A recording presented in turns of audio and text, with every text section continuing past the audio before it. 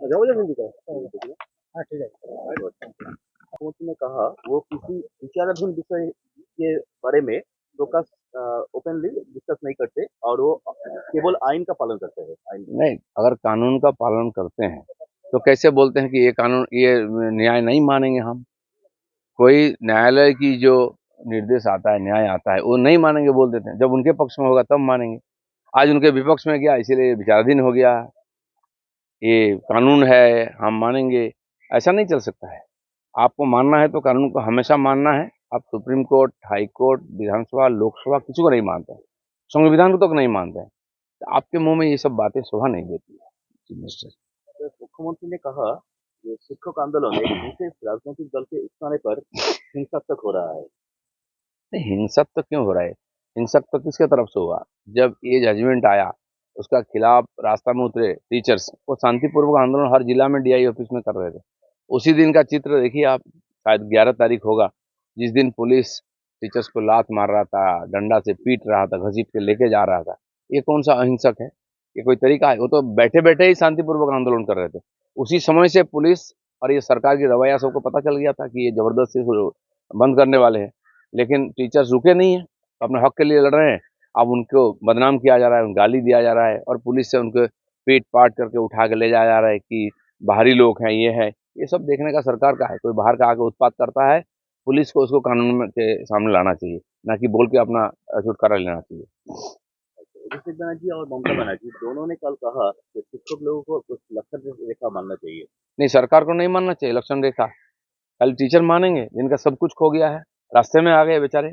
अच्छे स्टूडेंट है, जो रैंक किया हुआ गोल्ड मेडलिस्ट है, जो अच्छे टीचर बने हुए काम कर रहे थे, उनको काहे रास्ता में लाया गया? तो जब सब कुछ खो जाता है, जिंदगी रास्ता पर आ जाता है, वो कुछ भी करने के लिए तैयार है। आप उसका समाधान नहीं कर रहे हैं, आप जानबूझकर उसको लटका के रखे हैं, तो धीरे धीरे गर्म होगा और भी उत्तेजना बढ़ेगा। क्योंकि पुलिस की रवैया भी ठीक नहीं है। आप जबरदस्ती उसको दबाना चाहते हैं, जो संभव नहीं है।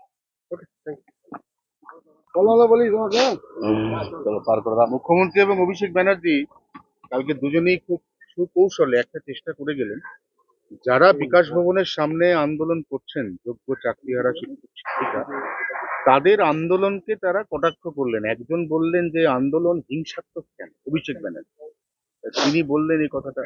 আর মমতা বন্দ্যোপাধ্যায় বলে গেলেন যে লক্ষণ রেখা পেরোবেন না।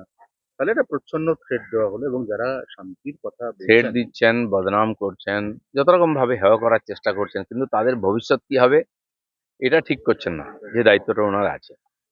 এখন এই ওনারা ভেবেছিলেন যে মাস্টাররা কত আন্দোলন করবেন, তারা যেভাবে জিদ দেখিয়ে আন্দোলন করছেন, এখন সরকার চিন্তায় পড়ে গেছে যে আন্দোলন চলতে থাকে, ইলেকশনের বছর কি হবে, এতগুলো পরিবার এবং সাধারণ মানুষ এই দুর্নীতি নিয়ে খুব ক্ষুব্ধ আছেন। তো সেই জন্য তাদেরকে হেয় করা, ছোট করে দেখানো, এই করে নিজের দায়িত্ব থেকে পালাতে পারেন না। এই সমস্ত সমস্যাটা তৈরি হচ্ছে ওনাদের পার্টির লোকেদের জন্য। এটা ওনাকে ভাবতে হবে।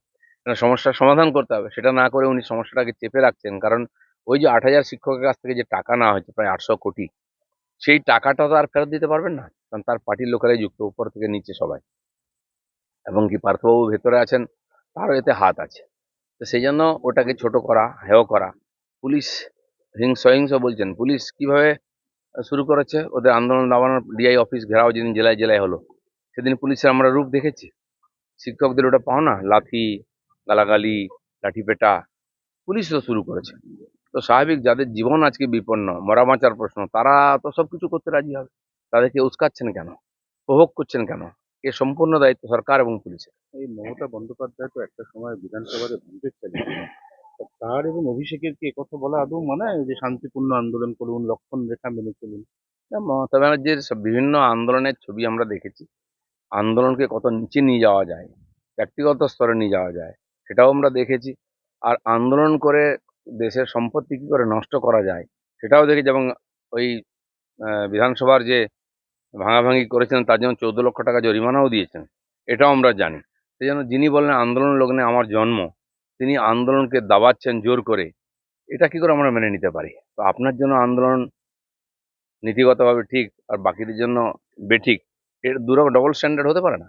আচ্ছা, এখানে বলা হচ্ছে যে এই যে আন্দোলনটা চলছে শিক্ষকদের, এতে বহিরাগতরা ঢুকে আছে, এটা মমতা বন্দ্যোপাধ্যায়ের অভিযোগ। না, এ তো যে কোনো নামে একটা জুড়ে দিলেই হলো। মুর্শিদাবাদে গন্ডগোল হয়েছে, বহিরাগতরা চলে এসেছে, বাংলাদেশি লোকেরা। এখানে বহিরাগত, আন্দোলনে বহিরাগত, আপনি কি করছেন বহিরাগত কি না সেটা দেখার দায়িত্ব সরকারের নয়? কে বহিরাগত ওখানে বার করুন না টেনে। যাকে পুলিশ লাথি মারছে সে কি বহিরাগত নাকি, যাকে লাঠি পেটা করছে? অসফল শাসকের এই ধরনের উদ্ভ্রান্তমূলক কথাবার্তা। ব্লগার জ্যোতি যেভাবে পশ্চিমবঙ্গের কলকাতা শহর জেলা একের পর এক জায়গা ঘুরে বেরিয়েছে, তথ্য সংগ্রহ করেছে এবং পরবর্তীকালে শোনা যাচ্ছে তথ্য পাচারও হয়েছে। আমাদের রাজ্য এই মুহূর্তে কতটা নিরাপদ? আমাদের রাজ্যে যথেষ্ট সার্ভাইলেন্স কি হচ্ছে? না দেখুন, যখনই সারা ভারতবর্ষে এই রকমের দেশবিরোধী গতিবিধির উপরে অঙ্কুশ লাগাবার চেষ্টা করে সরকার, তারা পালিয়ে পশ্চিমবাংলায় চলে আসে। পাঞ্জাবের গ্যাংস্টার থেকে আর মিজোরামের উগ্রপন্থী নেতা, তারপরে আইএসআই মডিউল, সিমি জামাত আল কায়দার মডিউল, সব এখানেই পাওয়া যায়। ধরা পড়ছে, এনকাউন্টার হচ্ছে। এখান থেকে আধার কার্ড আর রেশন কার্ড বানিয়ে নিয়ে চলে যাচ্ছে, অন্য রাজ্যে গিয়ে উৎপাত করছে, সারা দেশে অশান্তি করছে। বারবার হয়েছে। এই নতুন একটা উদাহরণ পাওয়া গেল। মানে যা কিছু দেশবিরোধী গতিবিধি হবে তার তার কিন্তু বাংলার সঙ্গে জুড়ে যাবে। কেন হয়? আমার মনে হয় এখানকার সরকার এই ধরনের দেশবিরোধী শক্তিকে শেল্টার দেয়। এখানে একটা মেসেজ দিয়ে দিচ্ছে, আমরা আছি, এসো, সবাই এখানে চলে আসছে এবং চালিয়ে যাচ্ছে, কিন্তু একসময় ধরাও পড়ছে।